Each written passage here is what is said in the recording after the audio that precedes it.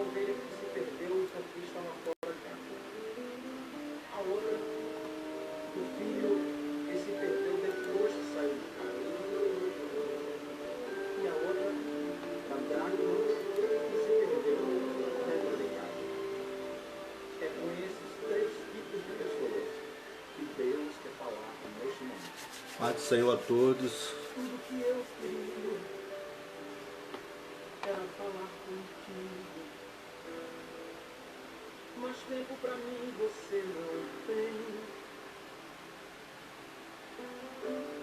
Tudo que eu queria era O pessoal aí tá de quarentena.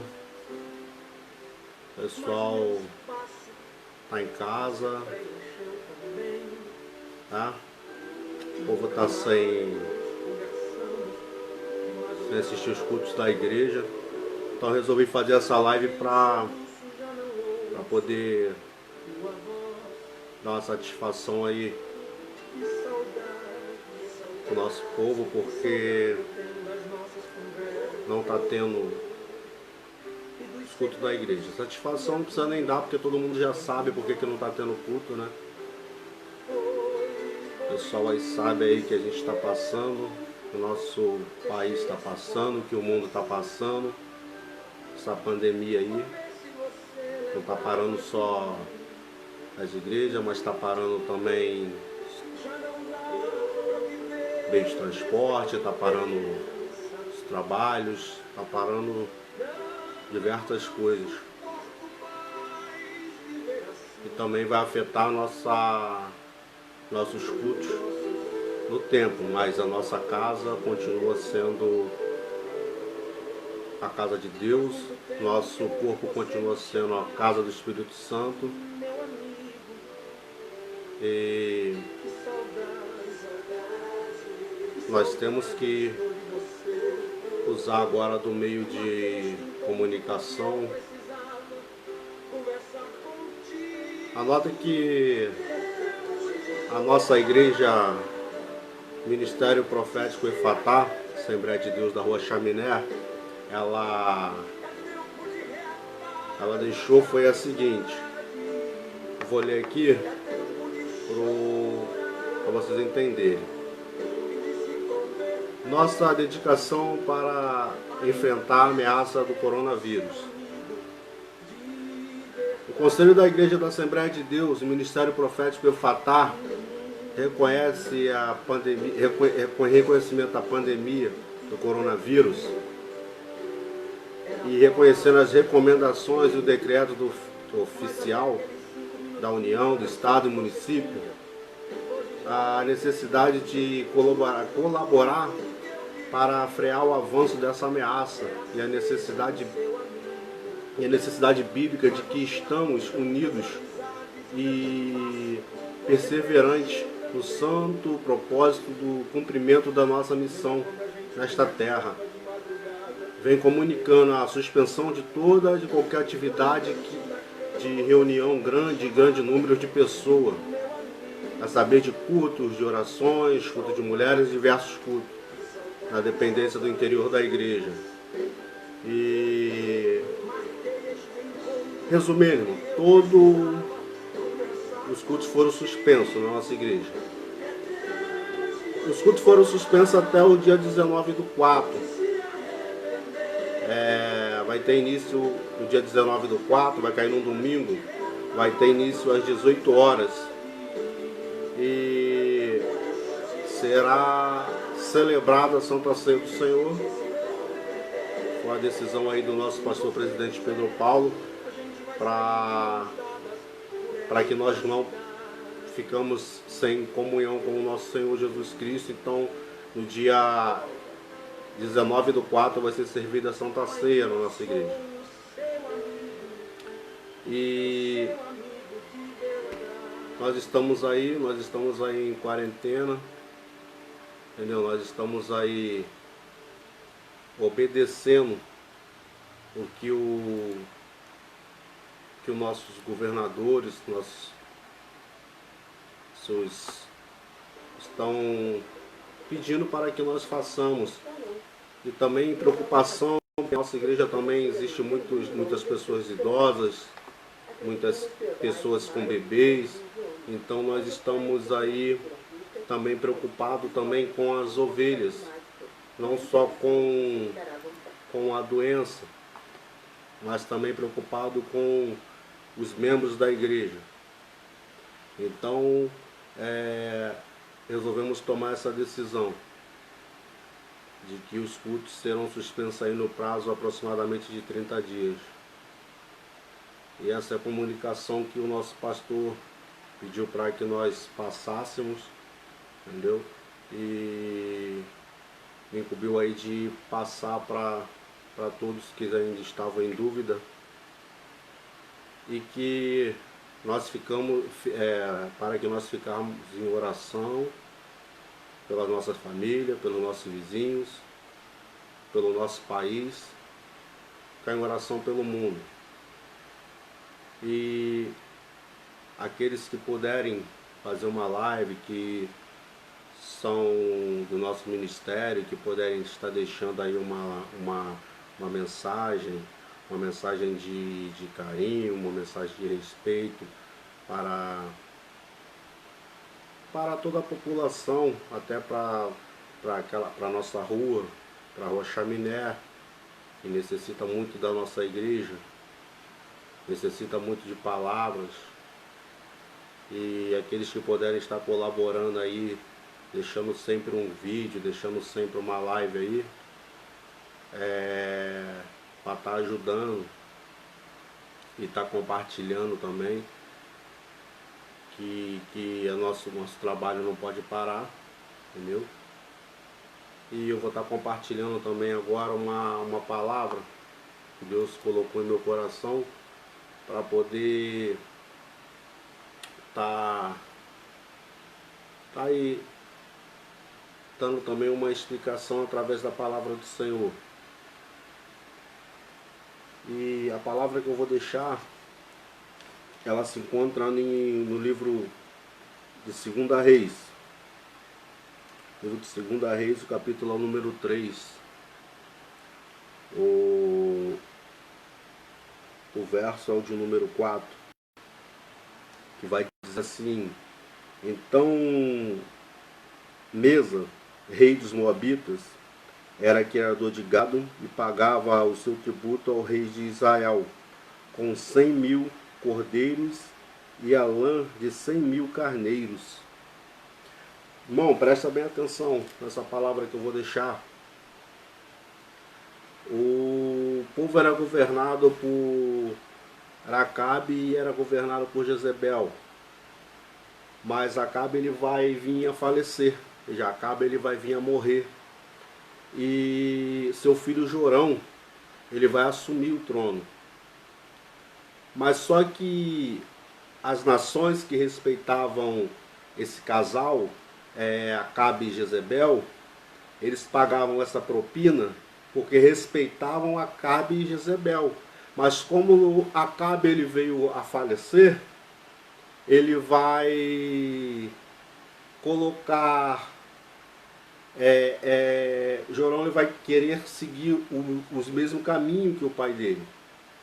Mas só que as nações que pagavam tributos, pagavam essa propina para Acabe, ele não vai querer pagar para Jorão. E Jorão então ele vai querer colocar, se impor respeito. E como ele vai querer fazer isso? Ele vai querer atacar algumas nações que não estavam querendo pagar essa propina, querendo pagar esse tributo que a qual pagava a Acabe, e ele vai provocar uma guerra. Ele vai querer provocar uma guerra. E a primeira nação que ele vai querer atacar é a nação de Moabe. Mas só que Jorão ele era um rei que não tinha experiência nenhuma. E como ele não tinha experiência, ele precisava de um aliado que tinha muita experiência. E ele vai agora pedir ajuda a um rei. Que rei é esse? Rei Josafá. Ele vai pedir ajuda a Josafá. Ele vai mandar uma carta para Josafá dizendo as seguintes frases: Josafá, eu preciso da sua ajuda porque eu quero atacar os moabitas. Mas nós sabemos que Josafá era um homem de Deus, que levantava altares para Deus e que servia ao Deus vivo. E ao contrário de Jorão, que estava servindo os deuses de Jezebel, o Deus que Acabe estava servindo, ou seja, a Baal. E não seria normal um rei que servia a Deus aceitar esse convite. Aceitar um convite de um homem que não servia ao Deus vivo. Mas só que, pelo contrário, Josafá vai aceitar, Josafá vai responder a carta da seguinte maneira: os meus soldados são os seus soldados, o meu exército é o seu exército, os meus cavalos são os seus cavalos. Por onde nós vamos começar a atacar os moabitas? E Jorão vai responder: nós vamos pegar o atalho pelo deserto. E quando eles vão pegar esse atalho pelo deserto, eles vão se encontrar com mais um povo que também não era aliado de Josafá. Era o povo de Edom. Esse povo vivia no deserto. E quando ele chega no deserto, o rei de Edom ele vai olhar para Josafá e vai olhar para Jorão e logo vai desconfiar que algo está acontecendo. Porque não era normal o rei de Israel junto com o rei de Judá. E os dois estavam andando juntos. Se os dois estavam andando juntos, porque algo iria acontecer. E como o rei de Edom, ele servia ao rei de Israel, que era Jorão, ele vai se unir e vai pegar esse atalho também para o deserto, para chegar até os moabitas. Mas só que algo vai acontecer. A água vai acabar. Eles estão num deserto e a água vai acabar. Neste momento, o Jorão ele vai começar a gritar, dizendo que o Deus de Josafá, que provocou aquela união entre aqueles reis, e com certeza isso aí foi um plano de Deus para que todos aqueles reis morressem no deserto, viessem a perecer no deserto. Mas só que ali tinha um homem de Deus naquele meio. O homem de Deus que estava ali era Josafá. Josafá então ele vai perguntar: tem algum profeta a qual nós possamos consultar? E os comandantes vão dizer assim: tem um sim, um profeta, ele mora aqui perto e nós podemos ir lá consultar ele. Esse profeta, o nome dele é Eliseu. Jorão, ele sabia que Eliseu não se dava muito bem com a família de Jezebel, então para ele seria um espanto ir até a casa de Eliseu, mas assim eles foram. Quando chegaram até a casa de Eliseu, Eliseu vai ver Jorão e vai falar: eu não tenho nada a ver com você, vai consultar os deuses da sua mãe e os deuses do seu pai. Para o rei de Edom ele vai falar a mesma coisa, mas quando Eliseu dá de frente com Josafá, ele vai falar: Josafá, o que você está fazendo com esses reis? Com esses reis pagãos? Ele vai dizer assim: se não fosse por Josafá, eu nem atenderia vocês. Mas ele vai convidar Josafá e convidar esses dois reis para entrar na casa dele. E lá ele vai pedir para que venha um tocador de harpa. Eles vão arrumar um tocador de harpa e ele vai falar: eu preciso de um tocador de harpa para que eu possa consultar o Senhor. Quando o tocador de harpa começa a tocar, a Bíblia vai dizer que a mão do Senhor vai vir sobre Eliseu e vai dizer a seguinte coisa para Eliseu: eu vou entregar os moabitas na mão deles e peça para que eles voltem ao deserto. Nessa hora, Jorão ele vai entrar em desespero, porque o Deus de Israel está mandando eles voltarem para o deserto. E tem mais, Deus ainda vai pedir para que eles cavassem covas. Na cabeça de Jorão, voltar para o deserto e cavar covas, certamente seria para que eles fossem morrer naquele deserto. E Deus vai dizer: porque sem vento e sem chuva, eu farei dar água nessas covas. Eles vão obedecer e vão voltar para o deserto. No deserto eles vão começar a cavar covas. E eles vão começar a ouvir barulho de água. Essas covas a qual eles cavaram na beira do riacho, que estava seco, ele vai começar a minar, vai começar a dar água. E eles vão matar a sede dele, vão matar a sede dos animais dele e dos animais que carregavam, até os animais que carregavam carga, dos camelos e dos animais que carregavam carga. E a voz do Senhor vai vir sobre eles e vai dizer assim: eu quero que vocês deitem no chão e finjam que estão mortos. E eles vão deitar no chão e vão fingir que estão mortos. Eles vão deitar no chão e fingir que estão mortos perto das armas. E a voz do Senhor vai vir: quero que vocês se afastem da arma de vocês. Eles vão deitar no chão, fingir que estão mortos e se afastar das armas. O dia vai amanhã, a noite vai começar a clarear, vai amanhecer, e no alto da colina o exército de Moabe vai chegar. Quando o exército de Moabe olha do alto da colina e vê aqueles homens deitados no chão, o sol começa a nascer. O sol vai nascer por trás do exército de Moabe.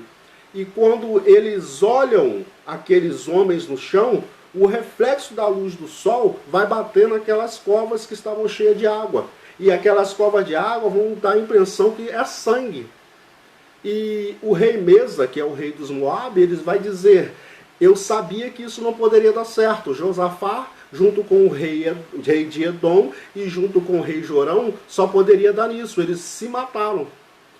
E o comandante vai dizer: Senhor, vamos descer para poder pegar as armas, poder pegar as joias que estão com aqueles soldados. Quando eles vão descer, o rei fala: não precisamos nem levar arma, porque eles já estão mortos. Eles vão descer e vão sem armas. Quando eles chegam lá, o exército se levanta, o exército de Josafá, de Edom e de Jorão se levanta e ataca os moabitas.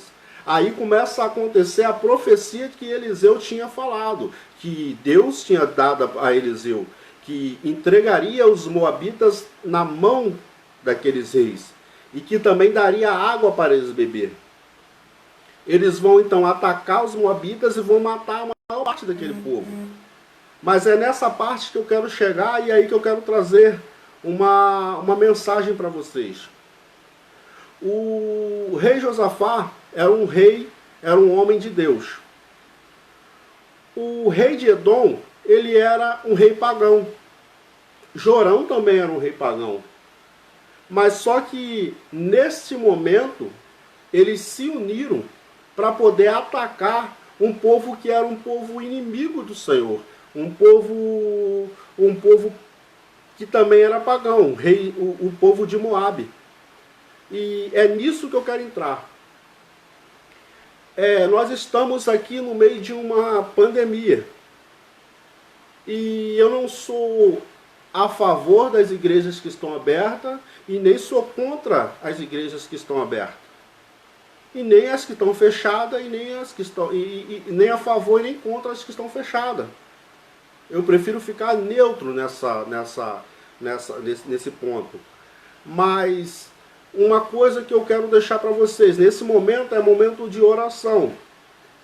Josafá, ele não tinha intimidade nenhuma com Jorão. Josafá, ele não tinha intimidade nenhuma com o rei de Edom.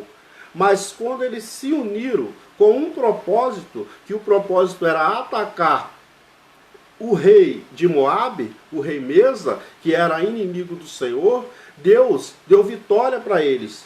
Ou seja, se nós que somos reconhecidos como cristãos, não como igreja do Senhor, não estou falando de placa, não estou falando de nomes, eu estou falando da igreja do Senhor. Se nós nos unirmos nesse momento a qual esse vírus ele está atacando o nosso povo, se nós deixarmos de bater no peito e falar só porque a minha igreja é melhor porque ela está aberta, é melhor do que a igreja de fulano que está fechada, a minha igreja é uma igreja de oração, e nós nos unirmos nesse momento e esquecermos essa parte e nos unirmos em oração, mesmo que nós estejamos em casa, e vocês que quiserem ir para o templo, quiserem se arriscar, que estão achando que crente não fica doente, mas se nós nos unirmos em oração, nós nos unirmos em um propósito, Deus ele vai nos abençoar. E se Deus entrar neste propósito, porque nesta oração que nós vamos nos unir para poder fazer essa oração em prós contra essa epidemia, essa pandemia, Deus não vai nos dar vitória e nós vamos sair campeões, porque nós nos unimos com um propósito. Nós não nos unimos para mostrar que eu sou melhor que você e você é melhor que eu, não. Nós temos que se unir neste momento como a igreja do Senhor, como a noiva do Senhor. Eu não posso falar mal de nenhuma igreja, porque se eu estou falando mal de uma igreja, eu estou falando mal da noiva de Jesus. Se eu estou falando mal da noiva, com certeza o noivo não vai gostar. E se eu estou falando mal da noiva, o noivo com certeza não vai me abençoar. Então eu não tenho que criticar a igreja de ninguém, eu não tenho que me criticar, eu não tenho que criticar o irmão, eu não tenho que criticar ninguém. Cada um faz aquilo que o seu pastor ordenou. Deus deu a vida a cada um para cada um cuidar da sua. Ninguém tem nada a ver, eu não tenho nada a ver com a sua vida. Se você quer continuar com os seus cultos, se você quer continuar indo na sua igreja, isso é um problema seu, eu não tenho nada a ver com isso. Mas o que eu estou querendo colocar em pauta aqui é que nós oremos em um propósito. E qual é esse propósito? O propósito de nos abençoar, o propósito de que essa epidemia não vai chegar na gente, não vai chegar no povo que tem uma promessa. Se nós temos promessa, se Deus prometeu, Ele é fiel para cumprir. Ninguém está tomando a Bíblia de ninguém, ninguém está proibindo as pessoas de fazer culto, ninguém está batendo nos crentes na rua. As pessoas estão achando que as igrejas irão parar, que isso já está até na Bíblia. Não, isso não está na Bíblia. As pessoas estão falando que isso é por causa do carnaval, isso é por causa de um filme que fizeram. Nós temos que colocar na nossa cabeça que Deus é um Deus tão grande que Ele não vai se importar com o carnaval. Deus é um Deus tão grande que Ele não vai se importar com um simples filme que fizeram debochando de Jesus Cristo.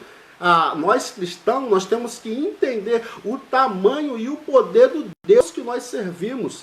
Se nós viermos entender o tamanho do Deus que nós servimos, essa epidemia ela é bem pequena. Essa epidemia ela é bem menor do que o Deus que nós servimos. Ela pode ser grande para quem é do mundo, mas para a gente... mas vocês estão com a igreja fechada. Mas espera aí, irmão. A Bíblia, a palavra do Senhor diz também, fecha a porta do seu quarto, ora o seu Deus em secreto, que Ele vai te exaltar na multidão. Então nós temos que entender também que o nosso quarto também é santuário. Que nós não somos só crentes na igreja, nós somos crentes em qualquer lugar. Essa é a hora de nós provarmos também que somos crentes em qualquer lugar. Porque não adianta nada eu colocar um terno, eu colocar um sapato, ir para a igreja e mostrar que eu sou crente na igreja. Aí depois eu passo uma doença para o meu pai, eu passo uma doença para minha mãe, eu passo uma doença para minha avó, para essas pessoas que são consideradas de risco. E aí onde é que está o mandamento do Senhor que diz amar o seu próximo como a si mesmo? Se você estiver passando uma doença para alguém, você está amando o seu próximo? Se você estiver contaminando o seu vizinho, você está amando o seu vizinho? Se você estiver contaminando seu vizinho da esquerda, o seu vizinho da direita, o seu vizinho da frente, o seu vizinho da retaguarda, você está amando o seu vizinho? Eu tenho uma avó, eu tenho uma sogra, eu tenho um pai, eu tenho uma irmã, eu tenho uma tia, que eles estão aí passando por doenças, eles são aí considerados dessa área de risco. Se eu me contaminar e passar essa doença para um deles, será que eu estou amando ele como a mim mesmo, como a palavra do Senhor diz, amar o seu próximo como a ti mesmo? Será que é isso que é ser crente? Será que é isso que é ser cheio de poder? Será que é isso que eu tenho que fazer na igreja? Será que é isso que eu estou aprendendo no cristianismo? Será que cristianismo é provar para o mundo, provar para quem está na barraca, que se a barraca está aberta, se o botequim está aberto, a igreja também tem que ficar aberta? Será que esse é o propósito de Deus? Será que esse é o nosso propósito? Será que nós não temos que ser sal, nós temos que ser luz nessa terra? Será que nós não temos que dar o exemplo? Será que nós não temos que respeitar os nossos governantes aqui na terra? Essa é a reflexão que eu quis trazer nessa live. Eu não ia nem fazer a live, mas só que Deus tocou no meu coração, Deus me deu uma palavra hoje à tarde, conversando com a minha mãe, com a pastora Sheila. Então eu resolvi trazer essa mensagem. E Deus colocou no meu coração de todo dia colocar uma mensagem aqui, porque graças a Deus, Deus me abençoou e hoje eu sou aposentado, graças a Deus, pela honra e pela glória do Senhor. Mas eu estou preocupado com a minha esposa, que ela tem que sair para trabalhar. Eu estou preocupado com o meu pai, que já passou por um problema de saúde. Eu estou preocupado com a minha tia, ela está até assistindo, que ela também está com um problema de saúde. Eu estou preocupado com a minha avó, que já é avançada na idade, também tem problema de saúde. A minha irmã. E eu tenho que eu tenho que fugir dessa presença, desse mal, para que eu não me contamine, para que eu não possa contaminar elas. Porque a palavra do Senhor diz: amai o seu próximo como a si mesmo. Se eu contaminar qualquer pessoa, eu não estou amando o meu próximo. Eu estou contaminando o meu próximo. E se eu tenho que contaminar alguém, eu tenho que contaminar com o poder de Deus. Dessa forma, fazendo uma live, fica na sua casa. Tempo que você está perdendo, discutindo coisas na internet, porque passa uma mensagem para o Senhor.